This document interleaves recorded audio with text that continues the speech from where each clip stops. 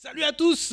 Bienvenue dans le podcast Entrepreneur State of Africa. Le podcast qui dit tout haut, Ce que les entrepreneurs pensent tout bas. tout bas, tout bas. Et dans le registre des choses qu'on pense tout bas, depuis 3 ans, Kaï a conçu un concept unique qu'il va vous présenter. Les 7 péchés capitaux. Ouh. 7 épisodes totalement spéciaux. Pourquoi ? Parce que comme vous le savez, le propre de l'entrepreneur, c'est d'innover. C'est ce qu'on a voulu faire pour ces 7 épisodes. L'idée, c'est que dans le podcast, on vous partage beaucoup nos expériences, mais là, on va aller plus loin en essayant de partager avec vous ce qu'on ressent, ce qu'on a dans la tête, mais également dans le cœur. Exact. Et on espère vraiment que ce qu'on va partager avec vous va vous permettre de connecter avec aussi des sensations que parfois vous n'arrivez pas à expliquer. On a vraiment hâte de lire vos commentaires et on espère surtout que vous allez prendre autant de plaisir à regarder cette série que nous, on a appris à tourner cela. À tourner et que vous vous abonnerez pour nous, même pas forcément pour nous remercier uniquement, mais si vous pensez que vous voulez en voir plus, que ce qu'on évoque sont des choses qui doivent être partagées, parce que la culture entrepreneuriale qu'on veut partager n'est pas que pour les entrepreneurs, elle est pour tous. Abonnez-vous, partagez les vidéos, partagez les moments et surtout commentez et dites-nous ce que vous voulez voir de plus comme thème, comme sujet. Entrepreneur State of Africa hors série spéciale été 2023. C'est parti. C'est parti.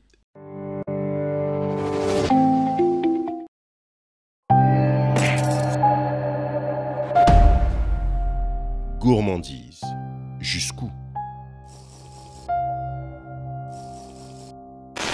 La gourmandise, qui aime manger en quantité les bonnes choses. La gloutonnerie plutôt. Cette dernière impliquant davantage l'idée de démesure et d'aveuglement que le mot gourmandise. Shalom. Salam. Salut. Bon, j'avoue, salam avec un burger, c'est un moment important pour moi en tant que youtubeur, comme je t'ai expliqué. Parce que je regardais... Tu es youtubeur maintenant. Ah oui, Exactement. c'était un rêve. C'était un rêve en regardant les youtubeurs Epic Meal Time, etc., qui font des trucs horribles sur la bouffe, de présenter un jour une table aussi dégueulasse, mais qui ne peut être que dans un thème aussi beau et aussi stylé que la gourmandise. La gourmandise, le péché capital du jour. Yep. L'entrepreneur face à la gourmandise. C'est pour une fois, on va manger en parlant. Il en est où ton régime là dont tu parles depuis dont tu nous parles depuis Je tiens à dire qu'encore une fois, que ce n'est pas un régime, c'est un nouveau style de vie. Et dans ce nouveau style de vie, non, je ne mangerai pas comme ça. Comme vous voyez, ce n'est pas possible.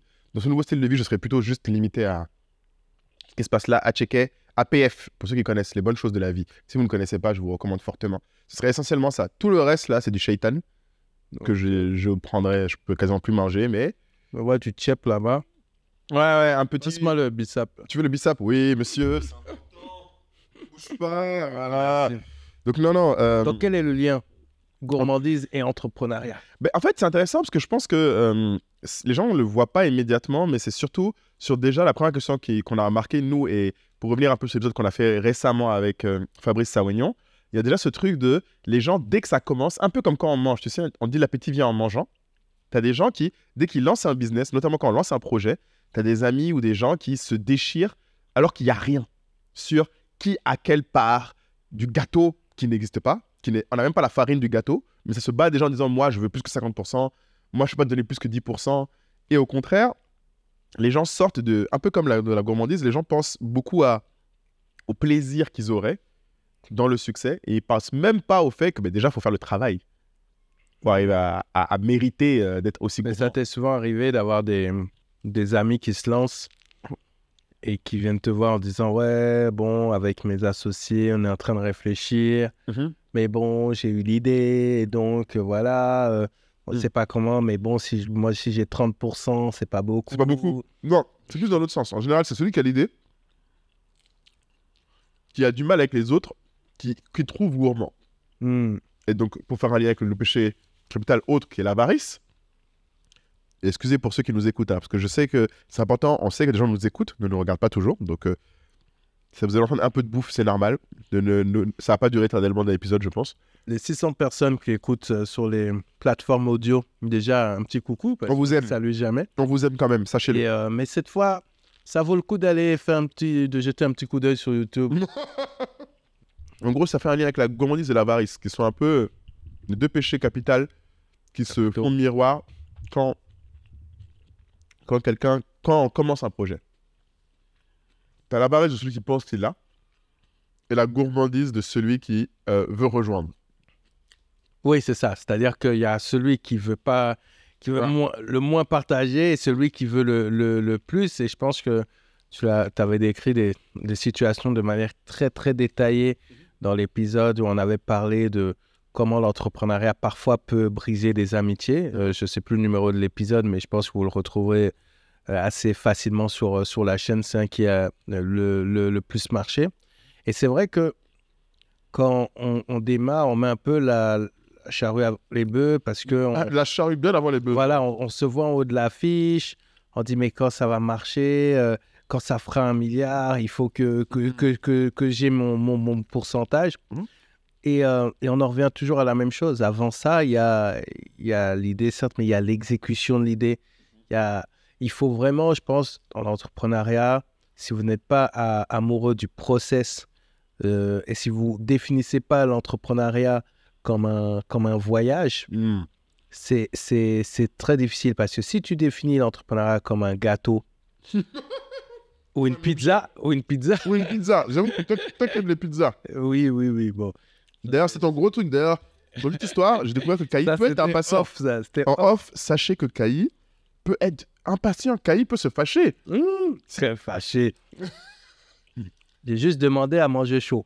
Mais tu n'étais pas content que ça ait refroidi. Parce que c'est la première fois que je te vois être un peu même impatient. Quelque chose. Toi, tu es le zen, le moine. Parce que tu parles de mes régimes. Toi, tu es le moine du podcast. Une force tranquille. Tout ça. C'est pas un péché capital. Ah ça, mais par contre, si vous le mettez face à une pizza froide, vous allez voir un autre Kaï, hein, sachez-le. En tout cas. Un truc, tu sais, quand tu parlais tout à l'heure même de projet, je pense que plus que le chemin, je réinsiste sur l'épisode qu'on vient de tourner avec Fabrice Sarignon, parce que même, tu sais, le passage où il disait, les gars qui lui ont demandé à chaque fois pour qu'il rencontre Kris Jenner, chaque personne qui lui a dit, moi je te présente, mais à condition que tu me donnes mon pourcentage. Et qu'il a dit oui.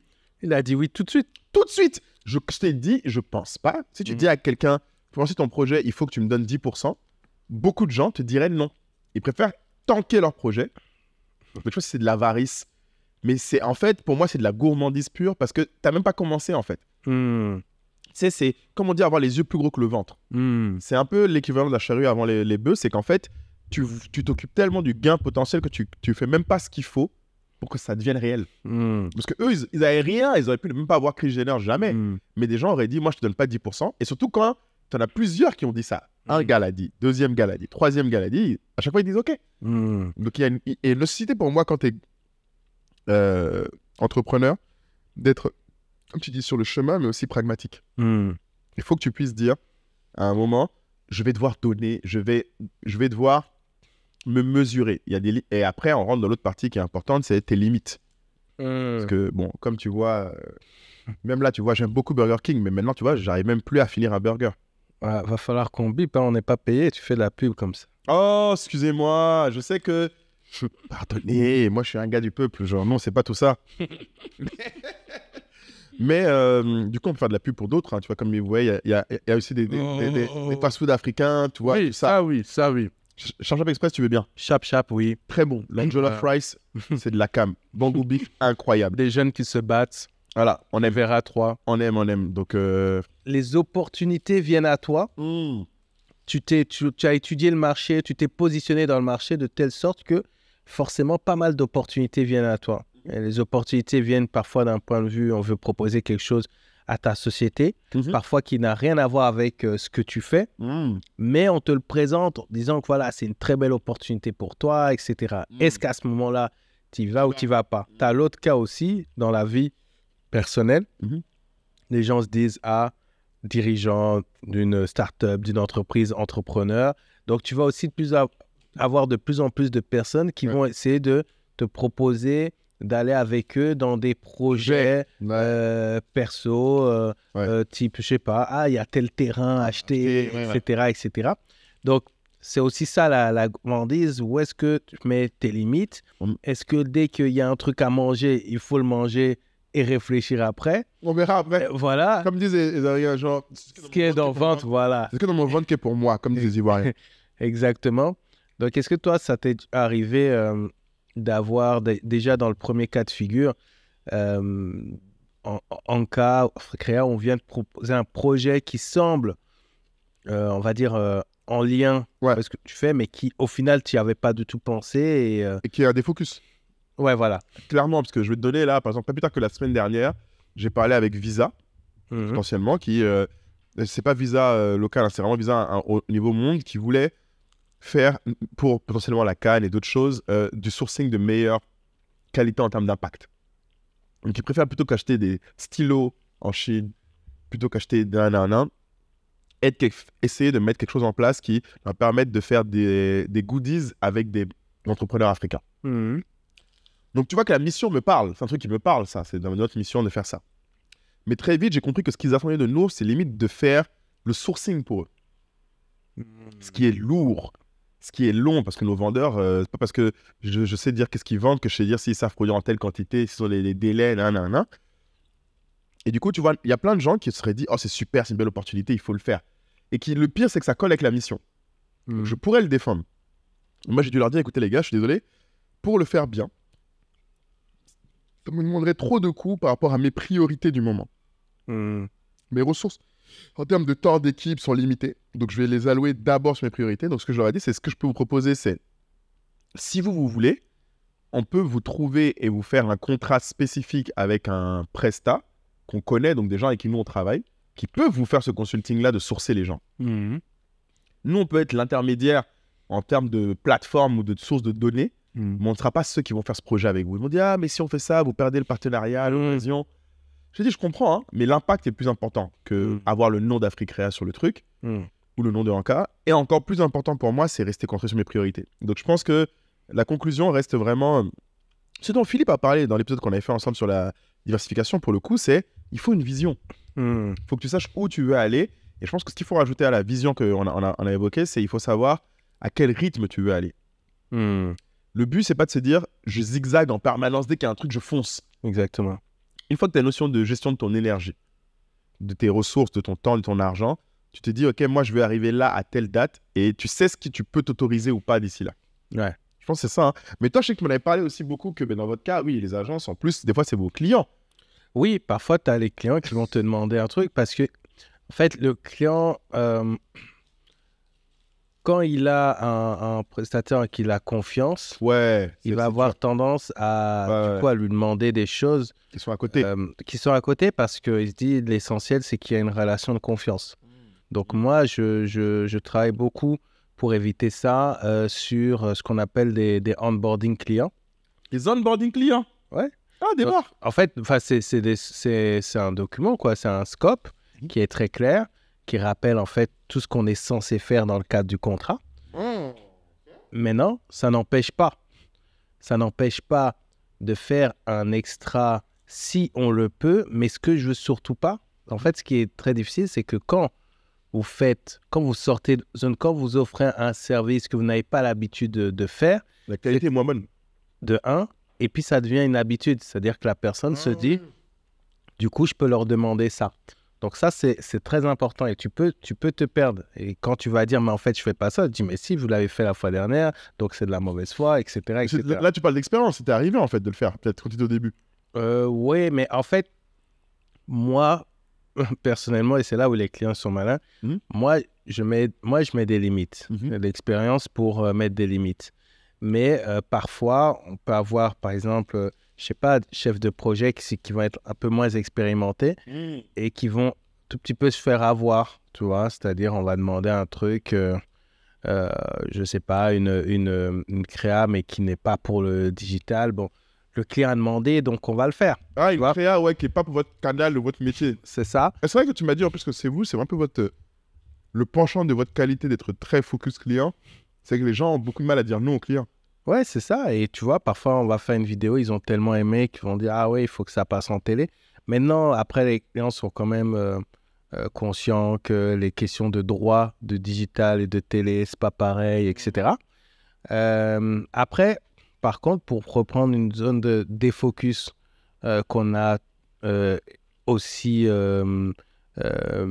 dans lesquels on n'est pas du tout tombé. Tu sais, nous, on nous associe beaucoup aux influenceurs. Ah oui. Du fait des projets qu'on fait avec eux. Ouais. Et de Adicom, la communauté. Et de Adicom, de la communauté, etc. Et donc, moi, j'ai déjà eu vraiment beaucoup de personnalités digitales, etc., qui m'ont demandé si on pouvait les manager.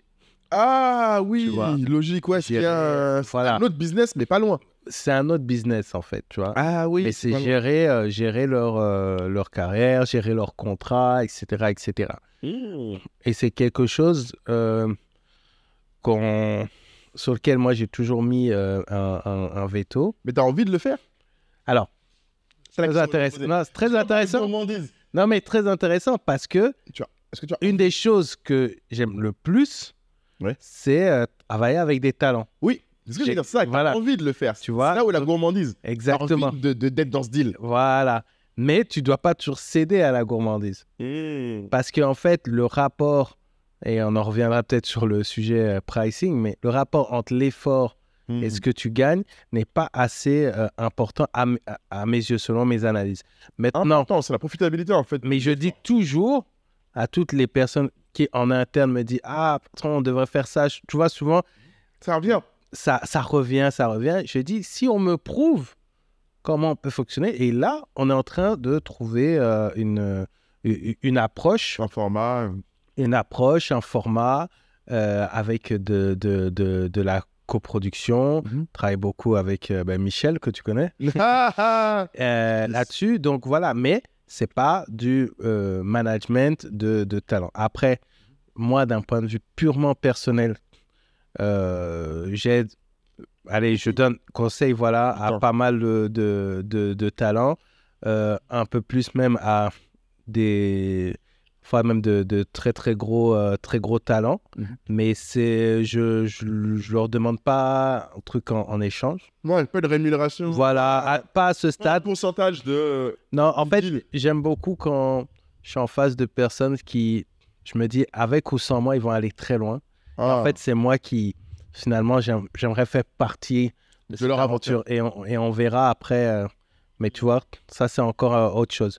Mais tu vois, la tentation est forte sur le management de talent parce que ça a la gueule de dire je gère un tel influenceur. Ouais. C'est swagué, hein. Ouais. Et je parlais, c'est marrant parce que j'en parlais avec une société hors de Côte d'Ivoire, dans un autre pays africain avec qui on recherche des pistes de collaboration. Et c'est marrant parce que cette structure fait penser à Totem et à comment dire, mais avec des dirigeants qui ont 10 ans de moins. Ah, ils sont plus jeunes. Oui. Mais tu vois, et puis c'est marrant parce qu'ils ont suivi aussi l'évolution de Totem, d'Adicom, tout ça. Et eux, par contre, ils ont une section influencing. Ils ont une section influencing. Non. Et c'est la première fois, bon, s'ils m'écoutent, mais que j'ai posé la question, parce que je pose toujours la question aux gens qui sont dans la gestion de talent en disant, mais... Est-ce que c'est rentable? Exactement. La grande question que tu dis toujours, il faut poser aux gens, personne ne pose. C'est ça, il faut demander. Et ils m'ont fait une réponse vraiment intéressante, honnête, pragmatique et également très smart. C'est-à-dire qu'on dit que c'est pas rentable, mais par contre, les opportunités autres que ça crée, en fait, ils en ont fait un canal d'acquisition. Et ça, j'entends, tu vois. C'est du marketing, quoi. Voilà. De nouveaux clients. Exactement. Voilà, ça, j'entends, tu vois. Et après, j'ai poussé, j'ai dit, ah, tiens, intéressant. Après, j'ai demandé, mais ça, c'est une idée que vous avez eue dès le départ ou vous en êtes rendu compte après? Bon, ils m'ont dit, ils s'en sont rendus compte après. Eux, ils pensaient que ça allait rapporter beaucoup au départ. Donc voilà pour la petite histoire, ouais, sur... Mais tu peux... Tu sais, on a utilisé le terme tous les deux de défocus. Moi, je me souviens, c'est Tonji qui m'a parlé de ça pour la première fois. Est-ce que tu... Ouais. Mais il y a longtemps. Hein. Tonji de InfoStream, ancien. Focus, défocus. Est-ce que tu peux en dire deux mots peut-être pour les gens alors, c'est vrai que c'est un concept qui est très évident chez les startups. Ouais, exactement. C'est vrai que c'est plus compliqué à expliquer pour quelqu'un qui n'est pas dedans.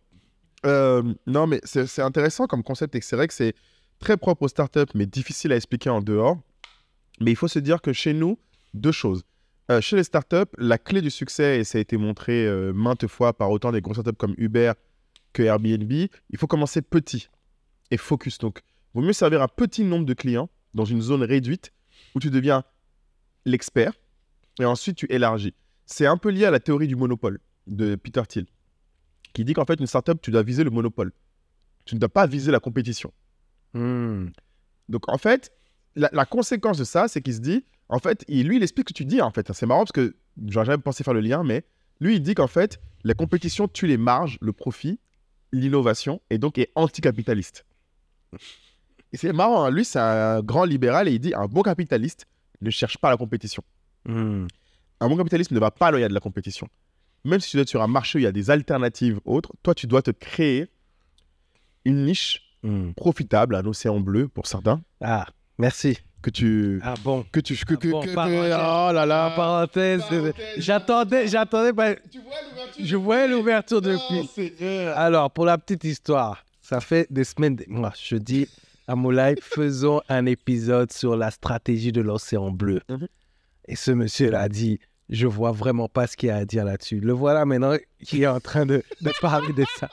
Donc, dites-nous en commentaire si ce thème vous intéresserait, l'océan bleu qu'on creuse un peu. Mais c'est vrai qu'en startup, c'est difficile parce qu'en fait, on ne l'emploie pas comme étant la même stratégie. C'est moi qui fais le lien là en top line. Ouais, je sais. Mais nous, ce qu'on dit, c'est juste...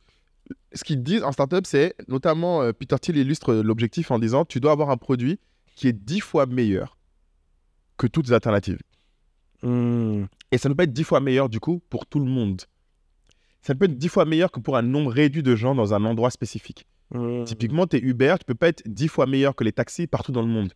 Par contre, tu peux être 10 fois meilleur que les taxis dans tel quartier de la Californie. Tu peux être 10 fois meilleur que les taxis dans telle ville. Airbnb, tu peux être 10 fois meilleur que les hôtels. C'est intéressant parce que ce que tu dis est totalement à l'opposé, effectivement, de si tu as un esprit de gourmandise. Exactement. Il faut être très petit. Et c'est très, très start-up, ça. En fait, c'est... Du coup, ça fait que beaucoup de startups, ça que même Amazon a commencé avec que les livres. Alors que dès le début, Jeff Bezos voulait faire le Everything Store. Mais il a choisi les livres parce que c'était les produits qui étaient, les plus faciles à expédier, non périssables, faciles à expédier. On parle de 99 quand ça a commencé Amazon. Donc, c'était pas comme maintenant. Non périssable, facile à expédier, tu connais les poids facilement.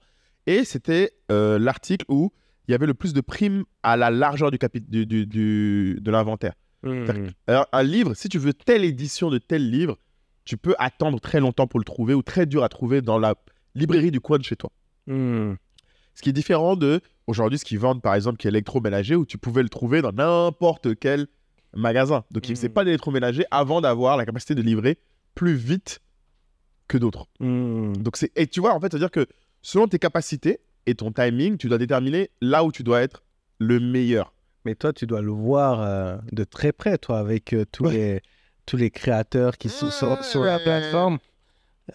Cette envie, peut-être de je fais à la fois des robes, je fais à la fois des robes, des t-shirts, des sacs. Alors, c'est un truc que je dis souvent. Mais en même temps, tu dis souvent qu'il faut avoir plusieurs produits. Il faut tester. Ce que je dis, mais les gens l'interprètent très mal. Je dis souvent, il faut itérer.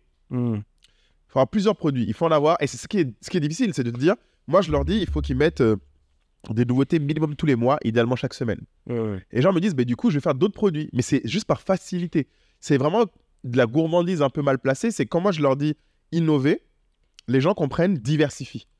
Je sais pas si tu vois un peu la différence. Parce que c'est pour ça que, d'ailleurs, je suis connu, comme tu as remarqué plein de fois, j'aime pas la diversification comme stratégie. Parce que de mon expérience, c'est même, on va prendre des vendeuses qui font beaucoup de ventes chez nous, je sais pas, même Grassfield, etc. La plupart de leurs ventes, 80% viennent de 20% des produits. Un ou deux produits, exactement.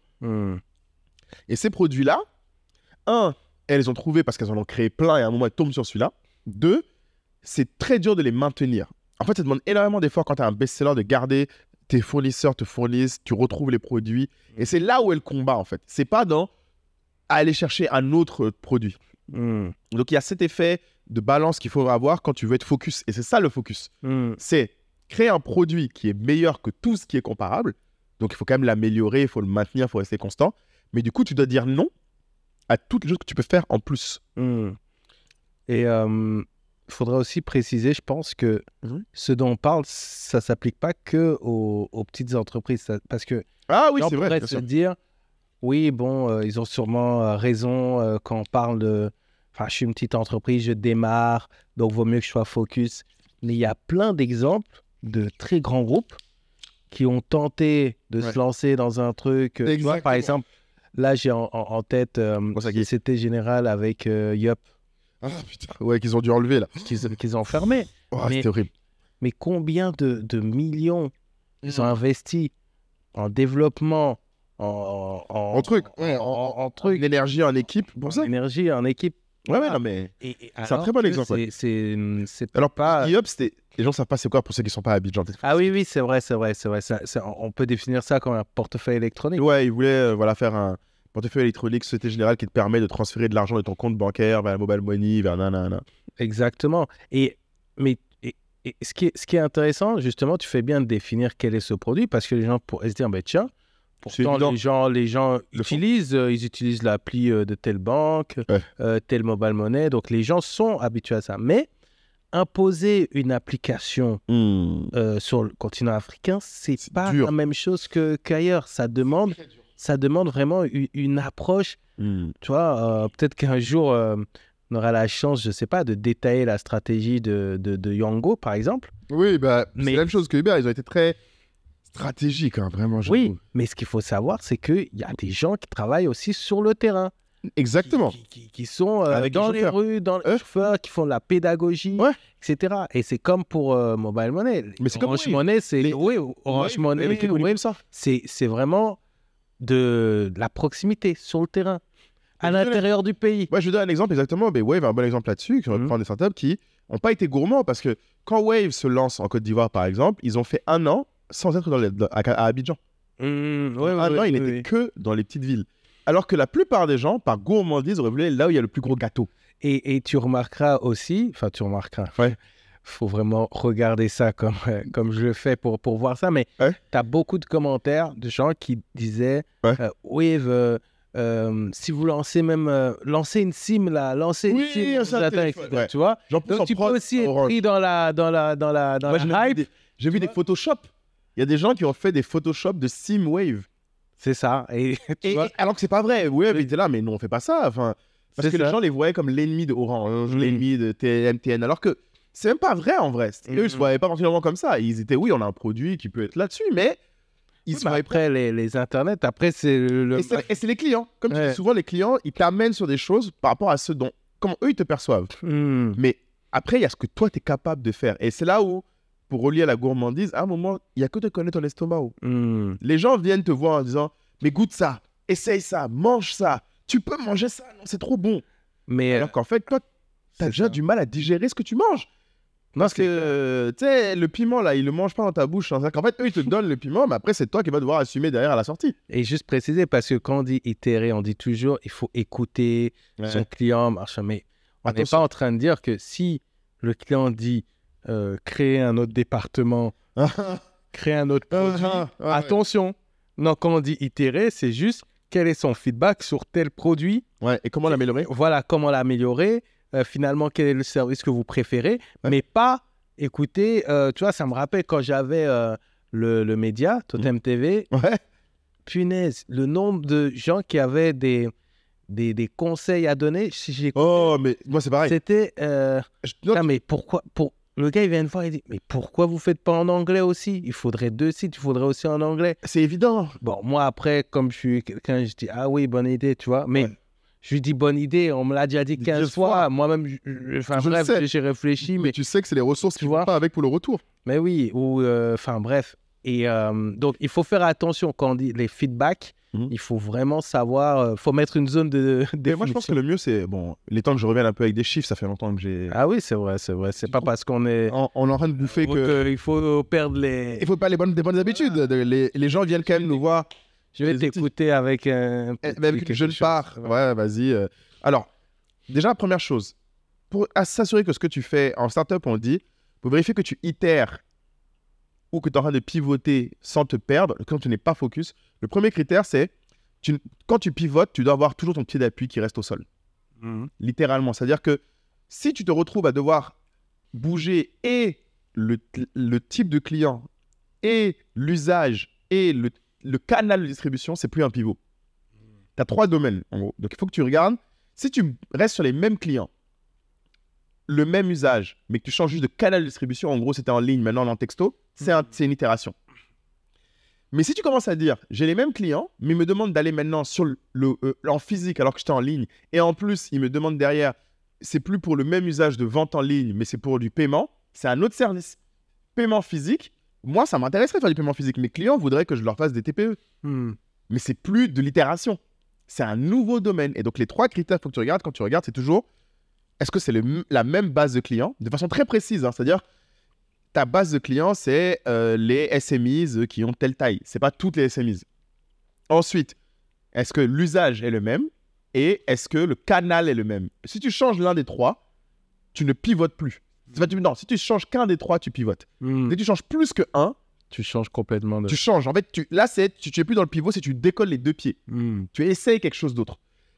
Et en startup, il y a une autre façon de le mesurer, mais ça, c'est plus chez les SaaS, donc c'est un peu moins dur à appliquer chez d'autres. Je ne sais pas si toi, tu pourras appliquer ça, mais tu me diras, c'est normalement, si tu lances un nouveau produit SaaS, par exemple, nous, quand on a lancé le shipping, le critère pour savoir si le pivot a été justifié, c'était que le chiffre d'affaires des autres lignes de revenus doit augmenter.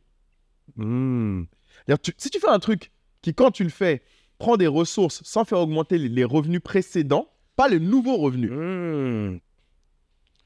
Pas les nouveaux revenus. Et c'est ça qui est dangereux. Parce qu'en fait, beaucoup de gens, ils tentent des nouveaux trucs avec de nouvelles ressources qui n'apporteraient rien aux revenus précédents. Dans ce cas-là, là, tu diversifies. Là, tu es dans un autre exercice. Mais si tu veux itérer, tu peux ajouter une offre à ton client si ça permet d'augmenter. Si ton client, quand tu lui offres ça, comme Z égal, tu fais de l'influencing, mais grâce à ça, tu lui vends ton service de gestion des réseaux sociaux. Là, c'est bon. C'est-à-dire que tu n'as pas perdu. En fait, normalement, tout nouveau produit doit permettre de vendre mieux les précédents produits. Ou te permettre, tu me diras si tu es d'accord, de réduire les coûts de tes précédents produits. Exactement. C'est la même chose. Parce que nous, par exemple, on a développé la factory. Oui, bien sûr. L'entité de prod. D'ailleurs, nos amis... ils sont là. Il y a la place. D'ailleurs, si vous voulez qu'on vous produise votre podcast... c'est le moment. Voilà. Gourmandise, si vous voulez tester, c'est le moment. Si vous voulez... Mais ça permet effectivement d'avoir d'autres sources de revenus, mais également de réduire les coûts de production des projets actuels. Exactement. Et c'est ça. Donc en fait, oui, excuse-moi, j'aurais dû dire qu'il permet d'augmenter ta marge. Exactement. Pas augmenter tes revenus. En fait, c'est ça, c'est augmenter ta marge. Et c'est ce qu'a fait Amazon. Quand les gens ont, à un moment, l'un des plus gros pivots violents, en tout cas en termes d'élan que les gens n'ont pas compris, c'est quand Amazon a lancé AWS, les services de hosting. Mais c'était quand ça d'ailleurs? Alors, ça date. J'ai vu les chiffres. C'est récent, c'est 2008-9, je pense qu'ils ont lancé. Pardon. Excuse-moi, 2008-9, excuse-moi, je réfléchis. 8-9. Et 2000, je crois. C'est ça que tu dis récent, d'accord. Mais c'est impressionnant parce que c'est aujourd'hui. C'est ça qui est la cash code d'Amazon. C'est ça qui fait qu'Amazon existe. Prime Video n'existerait pas sans AWS, tout. Et c'est parti de ce que tu décris. C'est-à-dire que les gens d'Amazon se sont dit aujourd'hui, on dépense énormément en hosting, en pouvoir, pour pouvoir maintenir notre site partout dans le monde, en haute disponibilité, capacité de production. Et ils se sont dit, on va améliorer ça et réduire nos coûts. Mais la technologie qu'ils ont utilisée pour réduire leurs coûts et load balancer est celle qui est au cœur d'AWS. Et les gens auraient pu leur dire, mais pourquoi vous allez mettre ça comme un service? C'est même pas les mêmes clients. Parce que pour le coup, c'est pas les mêmes clients. Les clients d'AWS ne sont pas des gens forcément qui achètent sur Amazon.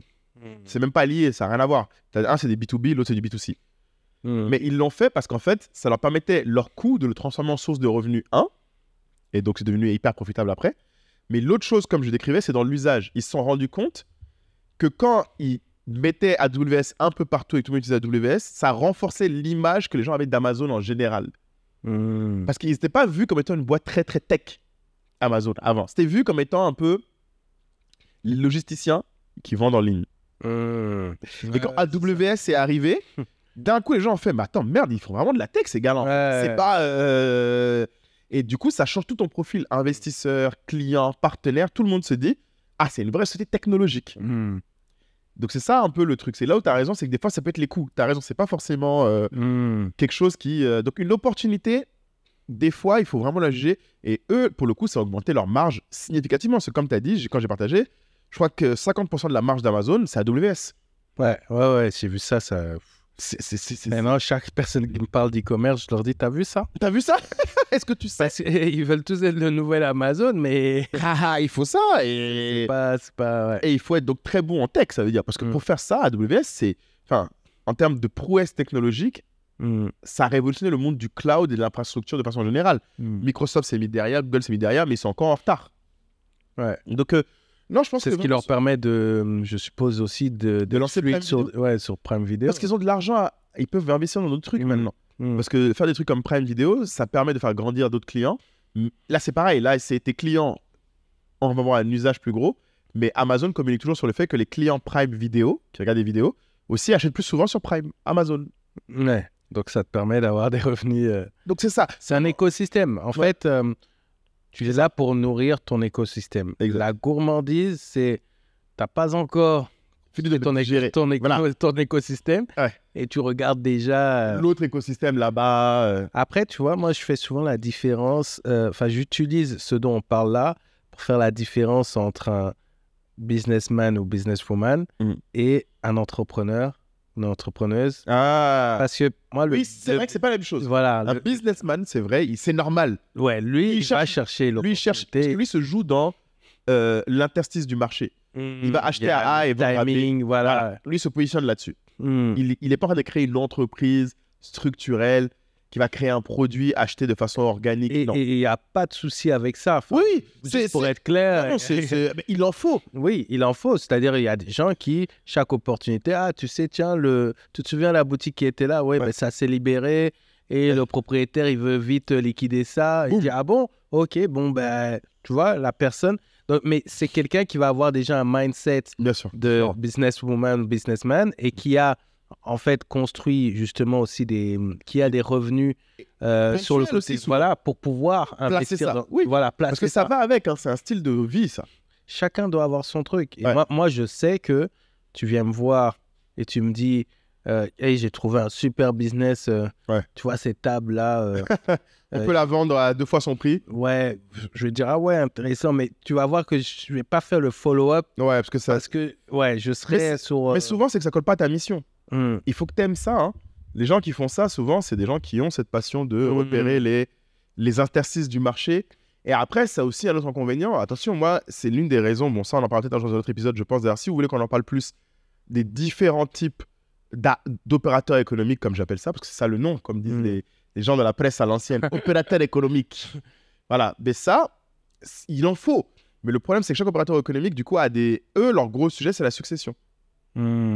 Et tu verras beaucoup d'entreprises en Afrique, c'est ça le problème. C'est qu'en fait, tu as un entrepreneur génial qui était un businessman incroyable, mais il n'a pas créé de vraie entreprise. Il n'y a pas de marché spécifique, pas de créneau clair. Et donc, quand la génération d'après arrive, il n'y a rien sur lequel se baser, à part l'expérience du patriarche, souvent, qui, lui, a su identifier les trucs de marché. Et en plus, ça change. Donc, c'est des gens qui, tous les jours, l'argent qu'ils ont généré sur un interstice, ils le maximisent pour le mettre sur le prochain interstice. Et boum, un coup, tac, ils tirent. Boum, un coup, tac, ils tirent. Et c'est un autre exercice. Donc, eux, dans leur cas, c'est pas de la gourmandise, tu vois. C'est vrai que là, c'est pas de la gourmandise. Non, c'est leur métier. C'est leur métier, c'est de la stratégie, sentir les bons coups, faire du leverage. Non, il y a... Mais il faut être clair là-dessus. Du coup, t'es pas un entrepreneur au même sens que nous, on l'est quand on fait une entreprise. Exactement. C'est pas la même chose. C'est juste différent. Il n'y a pas un qui est mieux, pas mieux. C'est juste différent. Voilà. Donc, mais ça m'étonne qu'on n'ait pas parlé de la gourmandise des employés et du 8e péché capital selon Moulay. J'ai nommé les side business. Business. Mais bon, on en a parlé longuement. On va mettre le lien de l'épisode 29. Si, c'était 29, juste avant celui de Fabrice. Épisode 29 avec la tribu. D'accord. Épisode 29 avec la tribu. On en a parlé très longuement. Le side business, pour ou contre. La nuance aussi. Je pense que c'est ça. Il n'y a pas de pour ou contre. Ça dépend des gens. Pour revenir, pour conclure sur gourmandise, ce serait bien que sur les différents péchés qu'on essaie d'illustrer en se disant, mais tiens, quel entrepreneur on accuse de tel péché. Et on l'identifie à ce péché. Ouais. Donc, je sais pas, sur gourmandise... Qui me vient. Bon, moi, je t'ai dit, je pense que moi, personnellement, les gens, j'imagine, à qui je vois le plus à côté de ça, c'est Oussama. Amar. Ah, d'accord. Dans le côté... Bon. Effectivement, il y a un peu nos embonpoints respectifs qui peuvent nous soumettre à cette comparaison au péché de gourmandise. Mais je me souviens dans le groupe Telegram, Yomi aussi est accusé de ça. Ou Philippe. Tu vois, les gens le traitent de gourmand. Ah, le fait quoi? Qu'ils diversifient... Que dès qu'il y a une tendance, ils se mettent dessus. Dès qu'il y a un sujet, ils s'expriment dessus. Ah, Tu d'accord. vois ce que je veux dire? Même Philippe, d'ailleurs, Philippe Simon aurait pu être quelqu'un que les gens accusent de gourmand. Parce que de l'extérieur, moi, ce que les gens disent de lui, et c'est marrant, d'ailleurs, on devrait lui envoyer ce petit épisode pour avoir son avis. Parce que c'est pour ça, d'ailleurs, que la première truc qu'on a fait avec lui, on a parlé de diversification pour comprendre sa logique. Parce que même moi, de l'extérieur, c'est un truc, je disais, mais on peut pas être d'accord, lui et moi, là-dessus. Alors qu'en fait, si, ce qui nous réunit, c'est il faut une vision. Mais la vision, les gens ne la comprennent pas. Donc de l'extérieur, à quelqu'un de Ils la gourmand... comprennent pas tout de suite. Ouais, parfois. Ouais. Donc du coup, j'imagine que... Tiens, Philippe, c'est un bon exemple de son entrepreneur qui, je pense, est associé au péché de la gourmandise. Parce que c'est vrai que même les gens disent... À chaque fois, on me dit, mais il parle de tout et de rien. Pourquoi il fait ça? Pourquoi il parle un coup de quel type de femme faut épouser? Après, il parle de politique. Après, il parle un coup de finance. Alors qu'en fait, tu vois... Ouais, mais en fait, bon, moi, je le vois pas comme ça. Peut-être parce que je sais qu'il est dans une mission de créer un média. Exactement. Et donc de capter l'attention au maximum. Créer des sujets autour de ça, sujets de société.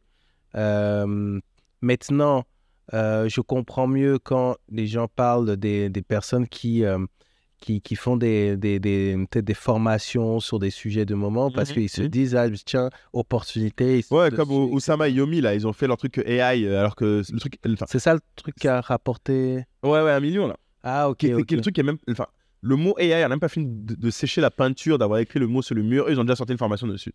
Mais après, bon, ce qu'il faut dire, toi, tu connais Oussama, du coup, à The Family. Ouais, bien sûr. Donc, sur ce côté... parce que, quand même, bon, là, il y a en ce moment, peut-être, sur le côté formation, mais la plupart des gens, moi, je vois dans l'entrepreneuriat, quand ils pensent à Oussama Hamar, ils pensent à tout ce qu'il a pu partager en termes de contenu, en termes de formation. Il nous a appris énormément sur le monde de la startup. Il a fait l'éducation entrepreneuriale de tout le monde. Et moi, la mienne a commencé coup d'État, a été fondamentale et j'en ai parlé déjà dans ma compréhension du monde. C'est ça. Après, je sais qu'il y a eu un conflit public entre associés.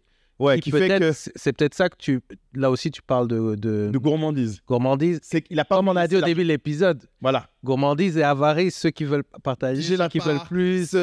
Et surtout, gourmandise, ça se voit... Et quand c'est public, c'est encore pire. C'est encore pire. Quand les choses vont mal et que tu en vois un qui se barre avec l'argent, ça renforce l'image de il pense qu'à sa gueule, il est gourmand, il n'est jamais satisfait. Ouais. Tu vois, alors... Je crois qu'il y a des procès en cours. Il y a des procès en cours. Après, il y a eu des grands débats sur LinkedIn où les gens...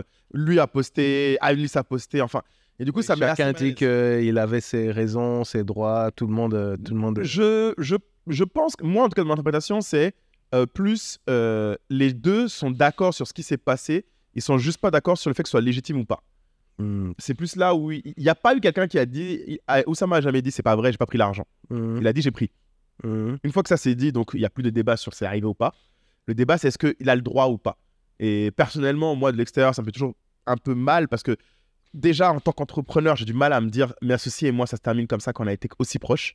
Mais en plus, c'est des gens que tu connais. Personnellement. Et ça me met dans un autre niveau de douleur parce que il faut savoir aussi, la gourmandise, un autre trait qui un autre aspect qui est lié, c'est que souvent, c'est un truc que tu as déjà été accusé. Oussama a déjà été condamné pour abus de biens sociaux, mais en sursis. Donc, si tu veux, ça renforce aussi... Le gros problème de péché capitaux... Ça renforce le fait que les gens avoir tendance à dire c'est sûr qu'il a fait. Et c'est ça le problème des péchés capitaux. On a pu parler de paresse, de choses comme ça.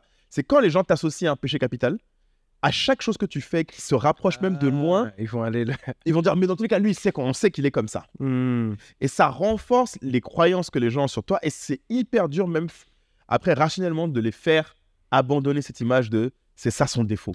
Ouais, je vois. C'est ça son défaut. Et donc la tempérance, c'est le seul moyen de s'en tirer. C'est en fait, il faut être mesuré autant que tu peux et comme tu dis, nuancé. Je pense que c'est la tempérance, c'est la seule façon de gérer la gourmandise. Tu vois, bon, il fut une époque de ma vie, tu m'aurais montré ça. Il y a des amis à moi, je suis sûr, je leur envoie cette table, ils vont te dire, mais Moulay, tu peux manger tout ça. Ah ouais, c'est chaud. Parce qu'à une époque, je gagnais des concours. Tu vois, j'ai même un prix, j'ai gagné. Un prix de quoi? Concours de bouffe aux États-Unis. T'es sérieux? Mais oui. Ouais, je crois qu'on... On arrête là. Ah ouais, on va arrêter. J'ai changé, je suis une personne nouvelle.